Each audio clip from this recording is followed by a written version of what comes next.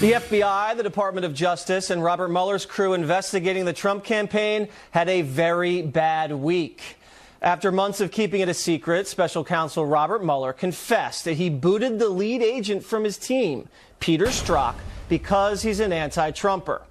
He sent over 10,000 text messages to another agent he was having an affair with, which contained anti-Trump and pro-Hillary commentary. Strzok was the agent who snuck up on Mike Flynn, put him under oath, and interviewed him without an attorney present. But there's more. Strzok also top investigator in the Hillary Clinton email probe. He interviewed Hillary, who was not put under oath, with her attorney, and then softened the language in Comey's draft letter exonerating her, changing the description of her actions from grossly negligent to extremely careless. Gross negligence is criminal, extremely careless is not. Strzok is also believed to have been connected to the Clinton-funded fake Russian dossier on Donald Trump. More on that later. Mueller's other lieutenant also caught sending anti-Trump messages.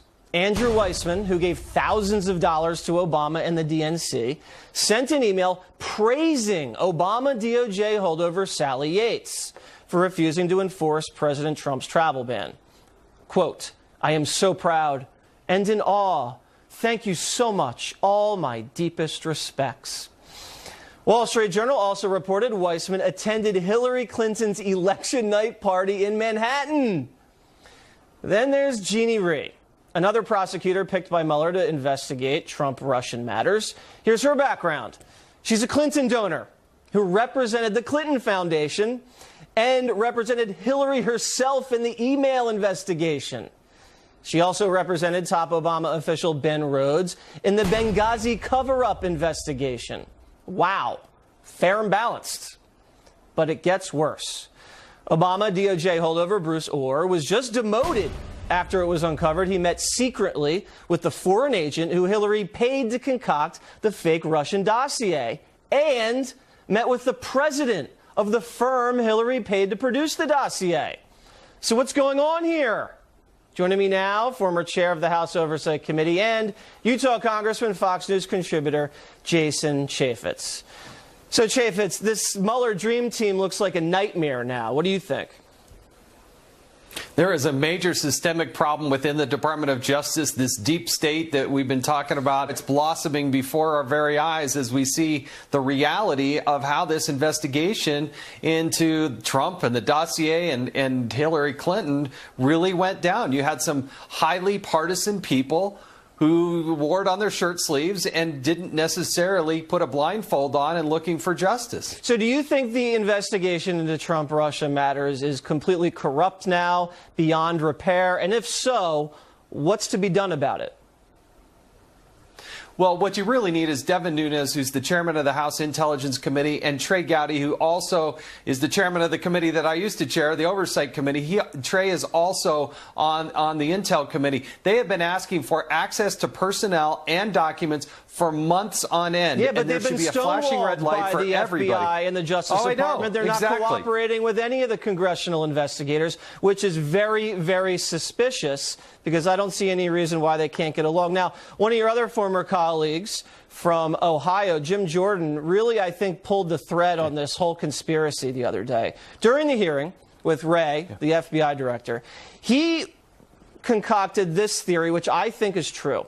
Peter Strzok, this anti-Trump guy on the Mueller team who was just, kicked over to an HR office, he was the one that took the Hillary Clinton-funded fake Russian dossier, used it in applying for the wiretap in the FISA court, and it was granted based on the fake information, which was then used to spy on the Trump campaign. If that's true, if Hillary Clinton paid for the paperwork that was used as justification to spy on Trump that started this whole investigation, that's huge. Or as Trump would say, huge.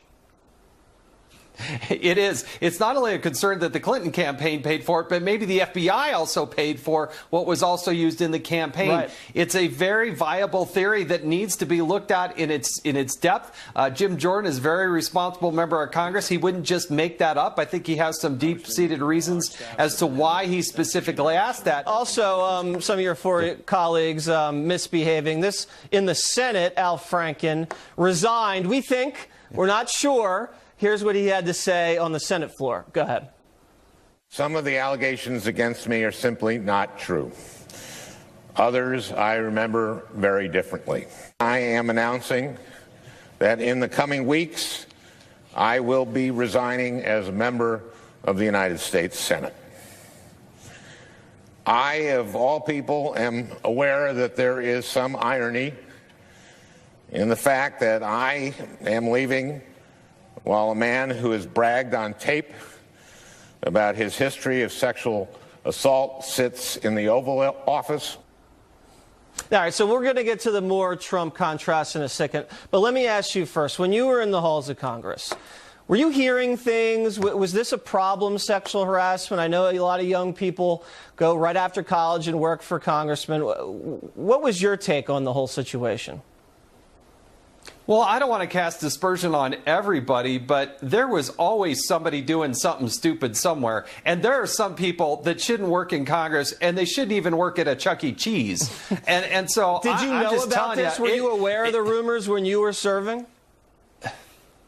You know, there's rumors and there's, guesses and that sort of thing. I wouldn't say that it's pervasive in every corner, but there are certain individuals that you just look at and say, really? I mean, gosh, I hope everyth's okay over there. Did you witness so some of that's been... Did you witness any suspicious behavior or anything that caught your eye and said, oh, that seems a little off? Yeah, no, nothing directly where you think, oh my gosh, he shouldn't be touching her that way or shouldn't be talking to her that way.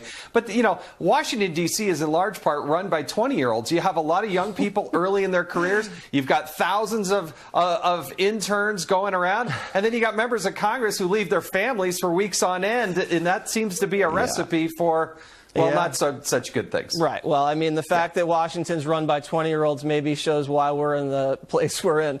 Let me play some sound from one of the Moore accusers, Beverly Young Nelson. She was the one that said Roy Moore, Senate candidate in Alabama, Republican, signed her yearbook. Turns out there was more to the story. Here's ABC News. Beverly, he signed your yearbook. He did sign it. And you made some notes underneath. Yes. Okay, so the story is, and I'll give you 30 seconds to break this down, he allegedly signed the yearbook, but then she wrote a bunch of annotated things underneath it, and now her whole allegation is thrown into question. This election's right around the corner. What do you think? It goes to the credibility. The fact that the story initially came out 4 days after he wins the primary. Now we hear days before, and they're finally admitting, hey, maybe everything that was written as we presented, that wasn't necessarily true. You've got people in Alabama that get to be the judge and jury here and make a decision come Tuesday night. Yeah, well, voters will decide. Congressman, thank you very much. Yep. Coming up, campus craziness of the week. You weren't there during that time, but if they were getting this information from a political party and then using it for surveillance against an opposition party candidate, that's a problem. Do you agree that that would be a problem for the American people? I do agree, Congressman, that any inappropriate use of the FISA process for political purposes is something that we should all be very concerned about and take very seriously. That's FBI Director Christopher Wray getting grilled on the Hill by my next guest, Congressman Ron DeSantis, who is fighting for the truth the American people deserve to know. Congressman DeSantis joins me live on the phone. Okay, so we couldn't get you to a studio. Congressman, we appreciate your being here. Did you get any answers that day when you sat and Christopher Wray appeared before you? Not what we had hoped for, Judge.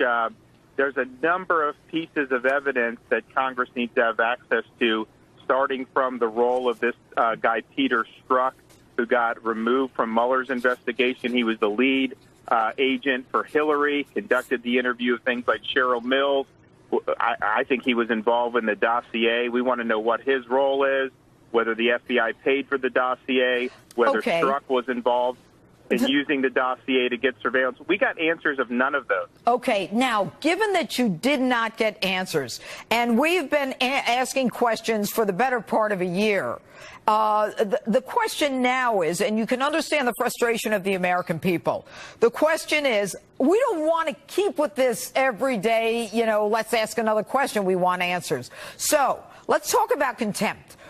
Senator Grassley, chair of the Senate Judiciary Committee, has sent 3 letters to Deputy Attorney General Rod Rosenstein. And Rod Rosenstein has not answered any of them about Andrew McCabe and the FBI and the investigations of him by the DOJ, by the Inspector General, by the Office of Special Counsel, EEOC. And what do you do to get answers from Rosenstein? Well, he's going to come before the House Judiciary Committee on Wednesday, and it's my belief that if he's not willing to produce those answers, if he's not willing to produce some of the information that we've been asking about now for months, then Congress needs to hold him in contempt. You can't just thumb your nose at the American people and not produce documents and not produce witnesses that Congress is entitled to and think you're just going to get away with it. All right. Christopher Wray did not answer a lot of the questions, especially a question from Jim Jordan regarding whether or not Peter Strzok was the affiant on that application for the FISA warrant. If that were the case, of course, then there is a disaster for this nation where the FBI is getting involved in a presidential campaign with a fake dossier to destroy an opposing political party. So we didn't get an answer from Christopher Wray when the truth is he didn't have a legal reason to prevent us from finding out who signed that affidavit for the warrant. All right. What do we do to Christopher Wray? Classified. Right. It is not classified. It's not sources and methods. There are some interesting information about what may be in that affidavit, but we weren't even asking about that. We were just asking about, was Strzok the affiant, and then did he use information gleaned from the dossier? Very simple question. So Devin Nunes, who's been doing a great job, he has warned both the FBI director and Rosenstein, the Deputy Attorney General, that they're walking into a potential contempt of Congress. All and right. I told the FBI director that myself. I said, your answers listen, aren't acceptable. I have a short period of time left. To do that. Congressman, Christopher Wray, head of the FBI, will refuse to give you information. Rosenstein, I believe, is going to refuse to give you information. Are you, and do you have permission of the leadership, Paul Ryan, to hold Rosenstein in contempt if he appears in Congress and does not give you the answers that you want? Yes, so I spoke, Jim Jordan and I spoke with the Speaker. He correctly says we deserve this information. He wants the information. If we can get that before the hearing, great. But if not, he is absolutely prepared to authorize a contempt citation against the Deputy Attorney General. And just think about that, being held in contempt. Eric Holder, I think, was the only other high government official who's been held in contempt, in the last many years. But Congressman, nothing happened to Eric. He was held in contempt. We want a contempt, if that is deserved, and then a sanction for contempt. Anyway, Ron DeSantis, Congressman, we'll have you on next weekend to hear what happens. Thank you. Thanks, Judge. Have a good one. And what's the most outrageous thing you heard this week? Michael Tamaro is next, and we'll run down our list. Don't go away.